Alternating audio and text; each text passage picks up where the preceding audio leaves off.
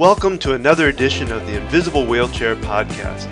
I'm Donald Grodoff, family coach with FamilyOCD.com and FocusedHealthyFamily.com. In the Invisible Wheelchair Podcast series, I delve into the hidden characteristics of OCD, anxiety, and anxiety disorders. The things that most people don't see, that are behind closed doors and shut within the mind about anxiety. My goal with these podcasts is to bring about awareness of obsessive-compulsive disorder, or OCD.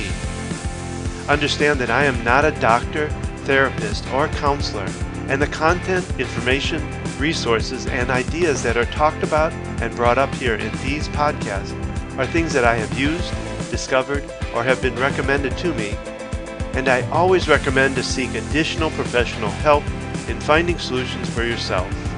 Thank you for listening and enjoy the podcast.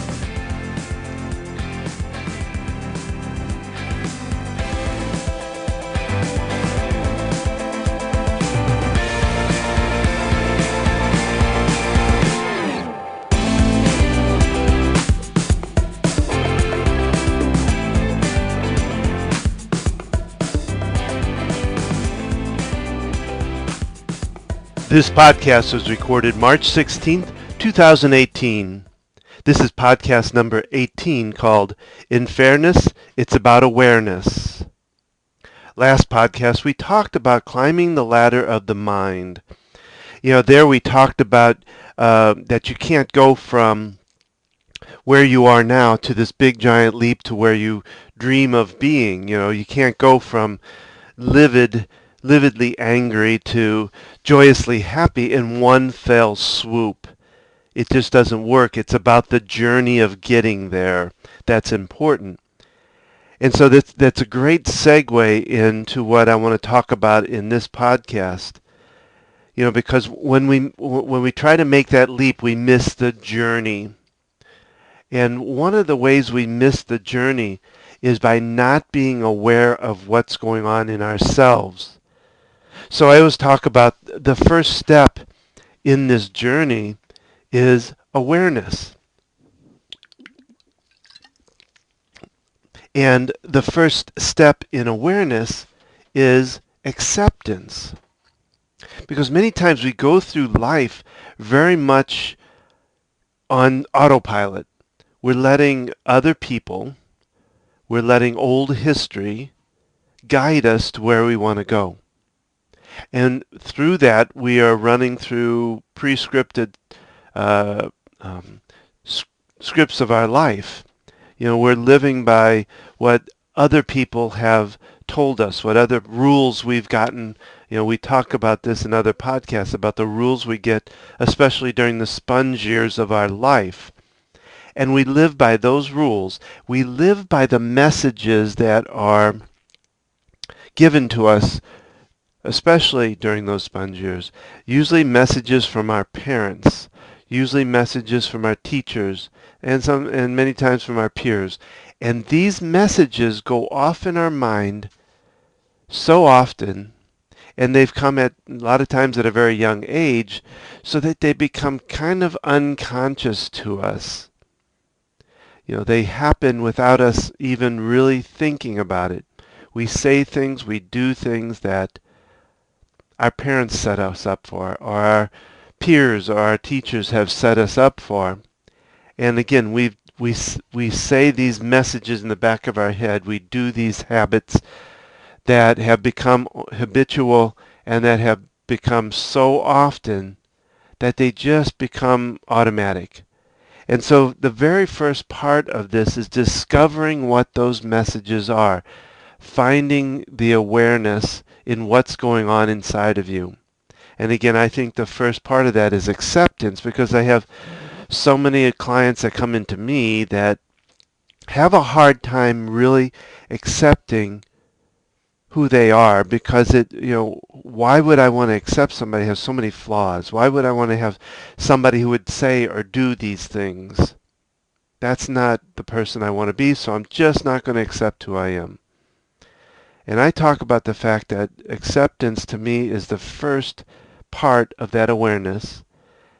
And if you can't accept yourself, if you can't see yourself for who you are, you can't help yourself. You can't change or heal.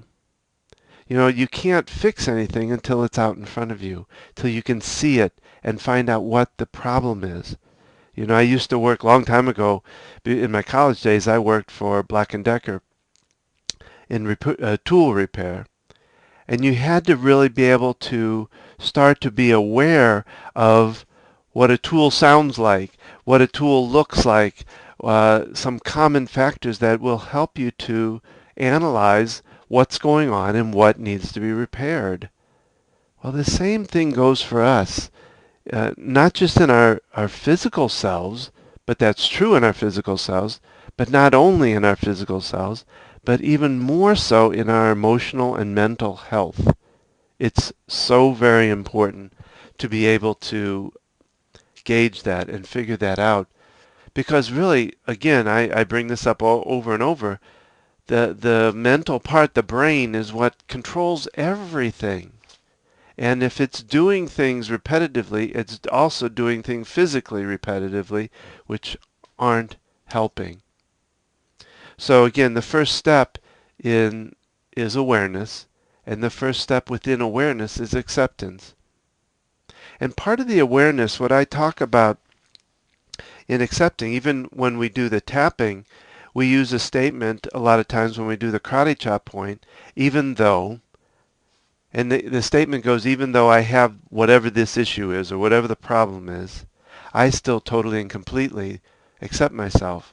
Now I tend to throw in, I totally and completely love and accept myself, because I think that's just as important. And I find a lot of people stick on that second part, that accepting part, or even the loving part, because it is so hard for us to accept ourselves, knowing that we have a problem, knowing that we have these messages that we can't get past, that we may not want to really look at. So it's really important, and I believe that accepting statement and the tapping process helps us break that pattern to really see the situation and be able to change the situation. To know that, you're an okay person, that you're all right, is very powerful. Because it's about finding yourself really where you are right now. Just this morning actually was listening to Esther Hicks, and she talks about not focusing on reality, because that's something you've already created. Your thoughts should be ahead and creating towards ahead. And I agree with that. But I think it's also important that if you have resistance to that building, and that this is where I run into a lot, clients saying, I don't want to look at the negative. I want to only do the positive. And if you have resistance because of the negative thoughts that stop you from thinking about the positive, or stop you from creating who you are, or stop you from seeing who you are, we need to get rid of the resistance to be able to create forward. And when I talk to my clients, I talk about this idea of arm length. If you can picture for yourself right now, putting your arm out with your hand slightly cupped upward, and reaching out as far as you can with that arm, having your palm facing up with your fingers pointing and folded upward, like you're grasping some water dripping from the sky. This is what I call the place of awareness, is out here. I talk to people about the fact of what you say, what you do. There's so many things in there that need to be changed. Even the phrasing, words like should, never, always, but, to me are very negative words. And we need to catch how we talk about ourselves and to ourselves to be able to change and become aware of the things that we are saying about ourselves and to ourselves that we've been saying for so long that they get hidden in the background. And so what I talk about is that arm length, catching the words, they've already come out, catching the actions, they've already been done. And becoming aware means, oh, There's that phrase again. Catching it as it's already out. It's out in the universe. You can't stop it. But starting to catch it at arm's length, where you're starting to realize these things are happening. That's the first step. And what we're trying to do, if you can imagine slowly pulling your arm in, that cup in, you're slowly catching it sooner and sooner and sooner till it comes up to your mouth and you're not letting it out. And then you're continuing until it's not even a thought. So you're slowly but surely catching it sooner and sooner and becoming aware of it. Whatever the action is, whatever the words are, the feelings are, you're catching it. And not beating yourself up for it. That's the other problem with this, is that we become aware that they come out and then we go, oh, I shouldn't have said that. I knew he told me not to say that. I shouldn't say that. And that's not going to help us. That does not help at all. So not only do we have to catch it and slowly but surely stop it and change it, but we also have to stop ourselves from beating ourselves up because we did it or said it. And that way we can accept that, yes, these things are happening in me right now. That's the way it's happening right now for me. And I'm on the road to changing that, is the way I like to look at it. Instead of beating yourself up, it's catching it and saying, oh, there's that phrase again. Or, oh, there, I did that again. All right, I'm not going to beat myself up. It's okay because that's where I'm at right now. I'm accepting that that's where I'm at right now. And I am working to change that. So it's important, again, to stop denying that these things are happening and start accepting that they do and that it's okay because I'm not a bad person. I'm changing it. So some of the things that I believe that you can do in order to help you to understand these things, to catch them like we talked about, is to, first of all, question. And it is important, I think, to question things, even though I think we're taught a lot of times not to question things. You know, a lot of times our religions keep us from questioning even God. And I think questioning is where growth begins. I think questioning is when you become uncomfortable in where you are and what you're doing.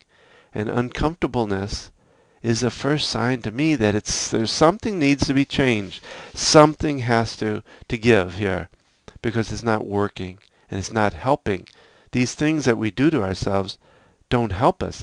If they were positive and they were moving us forward, then they're helping us. But if they're not, they're hindering us. So questioning to me is one of the first important factors in saying, okay, why am I feeling uncomfortable? And I don't know if I'd even use the word why. To me, why is a negative, kind of negative in a way because it questions what you've done that you probably did not knowing, but also doing the best you can. So I don't like because it kind of questions what you've already done. It's already passed. So you might want to look at, what's the purpose of this thing showing up in my life right now? What's the purpose of this statement coming out? Where did it come from? Who did it come from? And I tend to look at it, does that statement serve me or doesn't it serve me? And does it really progress me forward to keep thinking that way, to keep doing that action that's hurting others or hurting me? The next one is doubting. For a long time I thought doubting was bad, and I think there's a level of it that is not helpful. But I think sometimes doubting what I'm doing or doubting what I'm saying helps me to start questioning it then.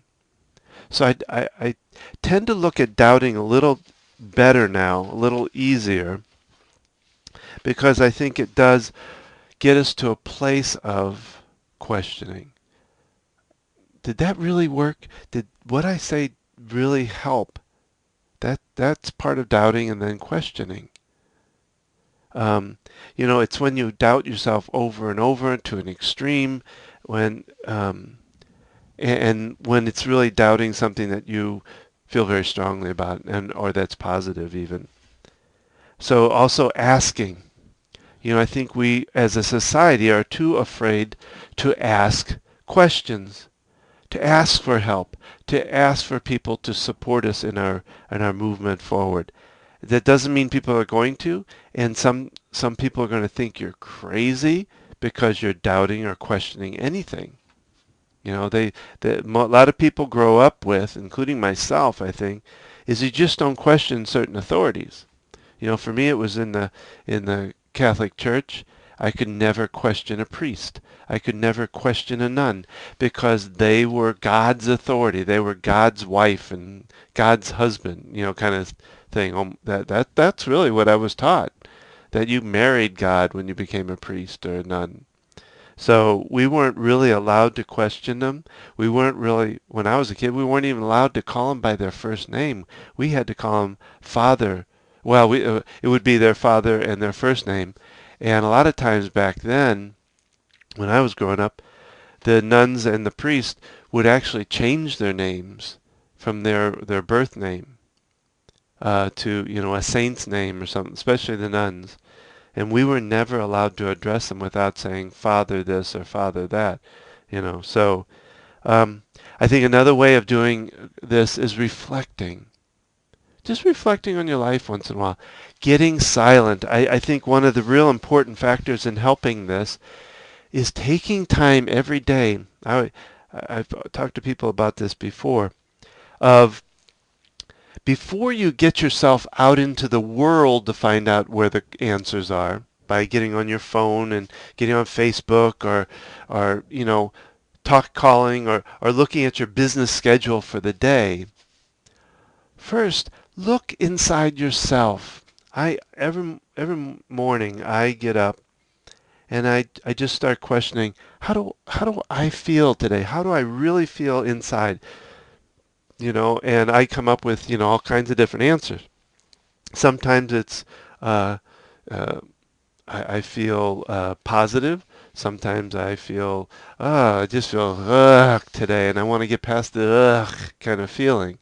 Um, so I really probe into myself as to what's going on inside of me, because that can be a real trigger for finding out some of these things that you do, because the more you probe and the more you look inside of yourself for the answers, the more you're going to get them. And a lot of them are going to be the negatives or the things that you've been spitting out for a long time.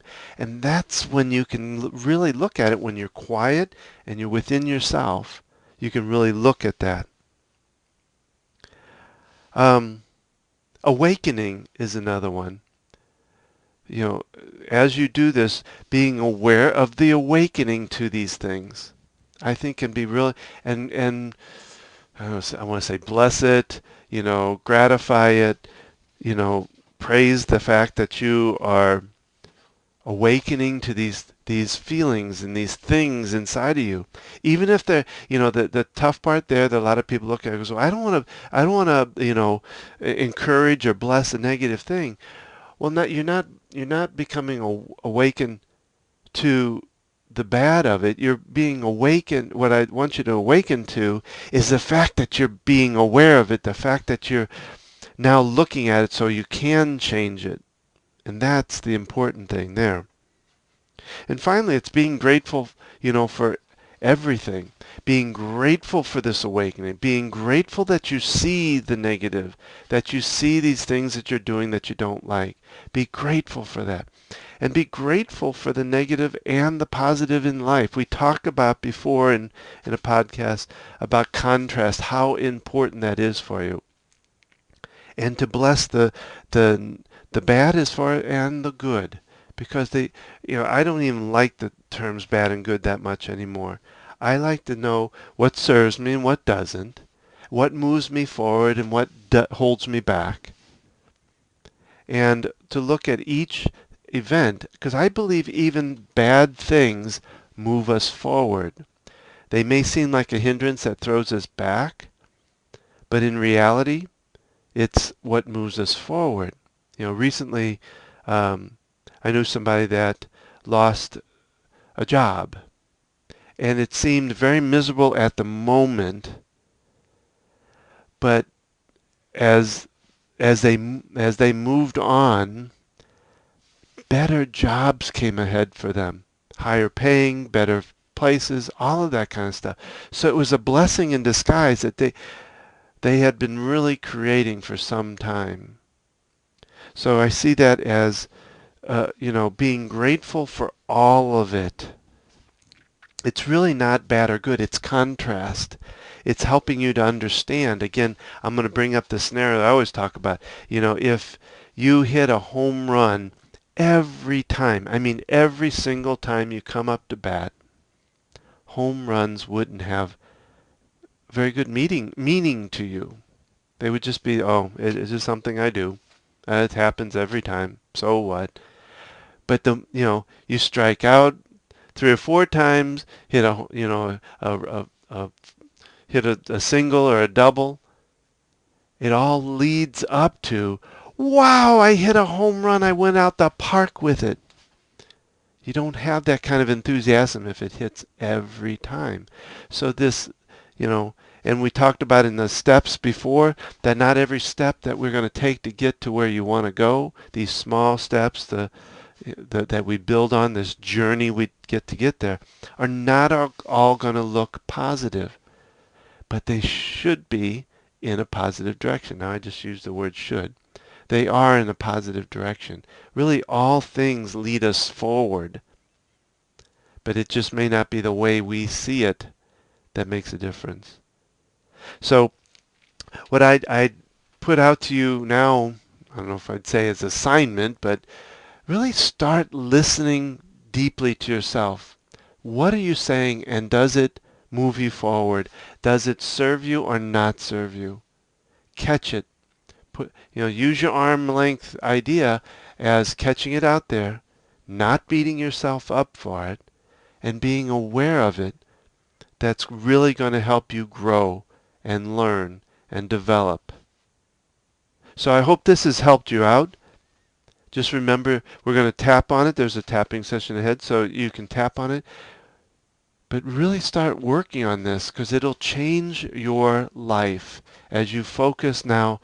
Because what's happening in playing these same automatic messages that aren't really helping you is that you're focusing towards a negative. You're focusing toward what you don't want.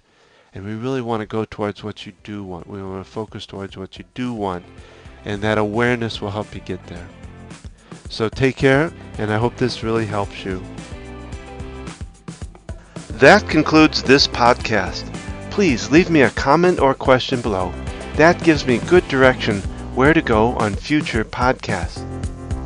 I would love to hear your invisible wheelchair stories if you're willing to share it. If you would, go to invisiblewheelchair.com and click on Tell Your Story. I want to remind you that OCD, obsessive compulsive disorder, is treatable, and I can help you get past OCD. So if you have heard this podcast and others, and you feel like you need further assistance and would like to spend some time with me working through any issues you have, then feel free to book a session at focusedhealthyfamily.com or familyocd.com, or you can call me at 704-562-1630. I also offer $85 off initial discovery session if you mention that you heard it on this podcast. Finally, don't forget that there is a tapping recording that coincides with this podcast you may want to take advantage of. I hope you have enjoyed this podcast and will join me for the next one. Remember to keep tapping, talking, and transcending your life to new heights. Thank you, and have a great day.